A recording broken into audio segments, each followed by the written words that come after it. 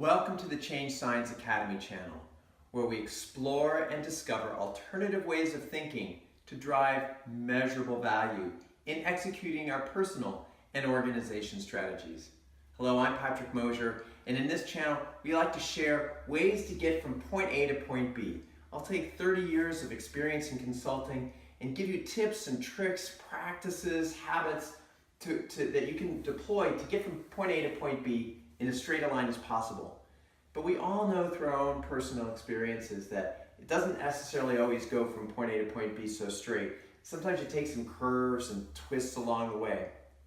So what we're going to do in this channel, I was taking my daily walk and I started thinking, which is a little dangerous, and I started thinking of the term workforce.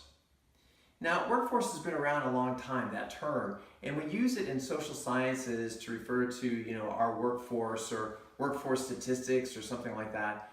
But as I was walking that one day, I started thinking, wow, workforce is actually two scientific terms. I found that really interesting. So I came back home and I looked up the definitions, and the definition of work is displacement in the direction of a force. So basically, there's a displacement in the direction of a force. So when you talk about work, you're putting work on an object means that object gets displaced, it moves. So work is about movement.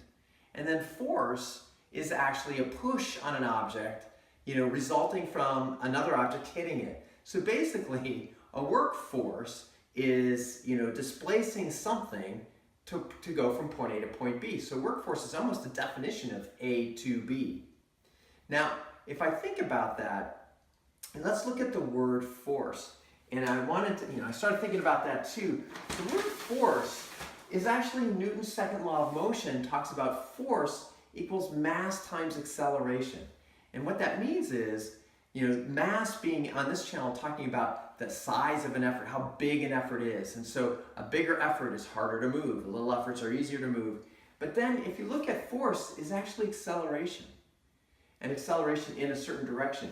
But when we think about force as acceleration, wow, now that gave me a whole different idea about what workforce is. Workforce isn't just about momentum. In the 1930s when this term came up, they didn't sit there and dream up and go, let's create work momentum. And we didn't all of a sudden be called work momentums. We were called workforce.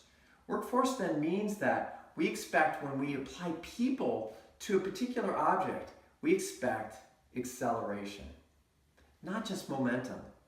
And that was a fascinating, way for me to look at this. It's like, wow, so am I really a workforce for the work that I'm doing? Is the work, actually accelerating, or is it just in some sort of state of inertia or momentum? Well, I wanted to look into this a little bit further. So we're going to take a few graphs, which I'm fond of doing on this channel, and talk about momentum and acceleration. So if you talk about, we need a little bit, we need momentum on this project. Well, if you talk about momentum, it's actually constant velocity. So you can have low momentum and be at a very low productivity level. So you're moving very slowly. But if you talk about high momentum, that mass is moving at a higher rate. So you actually want to have a high momentum. So if you're looking at this and you go, wow, okay, if we're working at a slow momentum, the only way to get from point A to point B is if you're at a low momentum, is you're going to have to apply a little force, some acceleration to increase that velocity to get to another level. And we might call those sprints. So now if I look at this and I say, well, now if we're working at a low momentum and we want to do a sprint, I'm sure many times we've been on projects or with people and they go, let's sprint. And it's a marathon. They're sprinting in mile 1 and sprinting in mile 4 and sprinting in mile 6, and they get exhausted. What happens with that is, if you're at this momentum place and you sprint and you drop and you sprint and you drop and you sprint and you drop, all of a sudden you're going to be at a lower momentum because the energy's all dissipated. It's all gone. And so you don't have anything left to give, so your momentum actually stays pretty low. So what you really want to do is, if you're going to sprint to get to another level of momentum, you actually want to drop down to that level of momentum that's higher. And I've got two tactics that I want to share with you today about how to do that. And those tactics are called sprint celebrate, and learn. To be a workforce, you really need to be able to sprint and then to celebrate and then learn. And so what that allows you to do is allows you to sprint, and then if you learn from that experience, you're not going to drop down to that level of momentum where you were before. So let me share with you a little story. People that have worked with me a lot over the last 10 years know that they always get this question from me. So I was on a project in Connecticut on helping sellers sell better. And the big project, we were working with the chief commercial officer of this multi-billion-dollar company, and we had this big steering committee meeting. We had 5 topics that we wanted to bring up. Each of those had decisions that we wanted the steering committee to make. And it was a sprint. We had to get all the materials pulled together, and each team was working on their stuff, and some of the stuff was hitting, some of it wasn't. And finally we get to the meeting, and we have the meeting. And again, some of the topics just hit. They were like, yep, perfect, let's make this decision, let's go this way.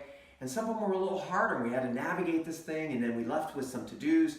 We walked out of the meeting, and my project manager basically sat the team down and said, all right, team, here's the follow-ups, let's get started on. I was like, wait, stop.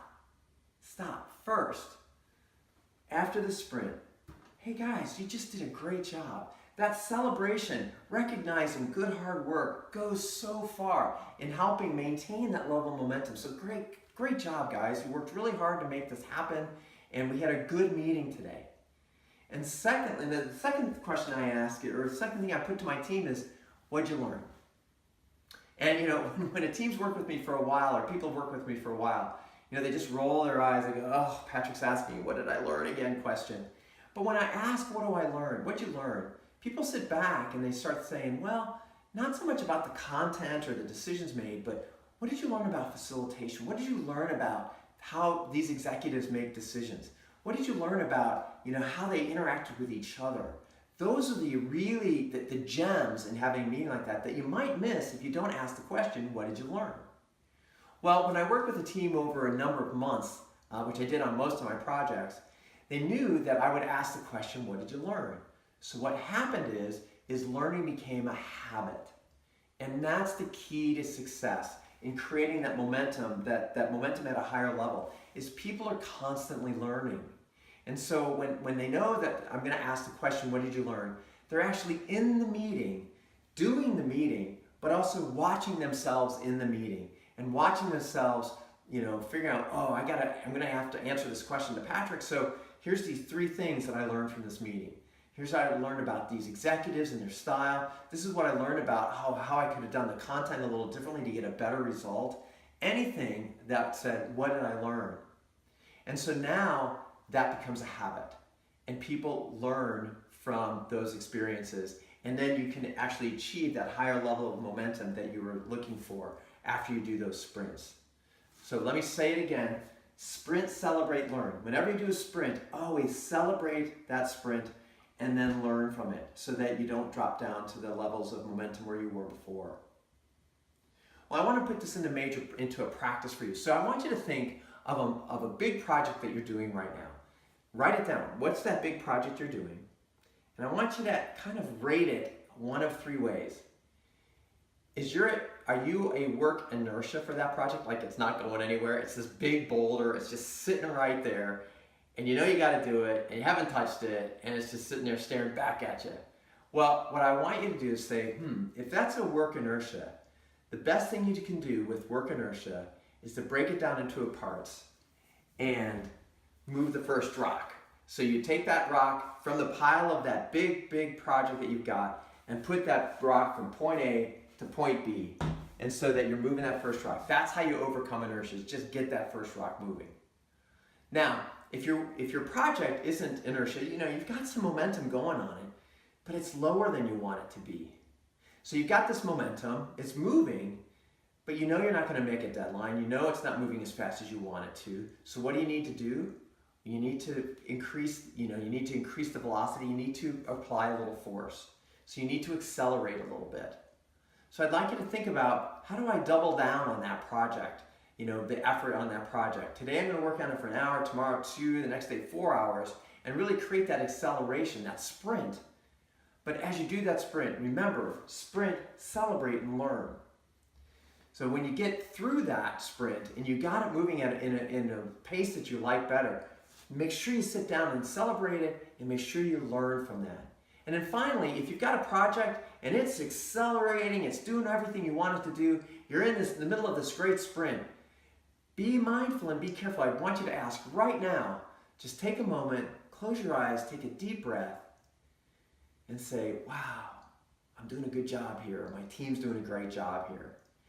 And I want you to sit back and think, what did I learn? And write that down. What did I learn, so far in this sprint? So that you can capture those learnings and so you don't drop down to, and get exhausted after your sprints. So that's a practice I want you to put in place. But here's the challenge I want to make for you on this channel. Number one, I want you to take that sprint, celebrate, and learn. And I want you to, I know you're going to sprint on something this week. So take sprint, celebrate, and learn and put it into practice for yourself on one of your own projects or with your team on their project and say, hey, we did the sprint and I want you to go, team, great job. What'd you learn? And if you would, I'd love for you to come back to this channel, write down and in the comments section below some of the things that your team learned or that you learned from that sprint, celebrate, and learn exercise that you did. And let's celebrate and collaborate in our comment section below of those sprint, celebrates, and learns that you do over the next week. Well, that's all for this week. What I'd like you to do is, if you like this episode, like it, subscribe to the channel, find 3, 4, 5, 10 other people to come and join our next episode of the Change Science Academy. And I'm going to leave you with this, as I always do. Learn continuously, which was a big deal in today's session about learning continuously is how you help your sprints, maintain the momentum. So learn continuously and live your life 100% empowered. Until next time.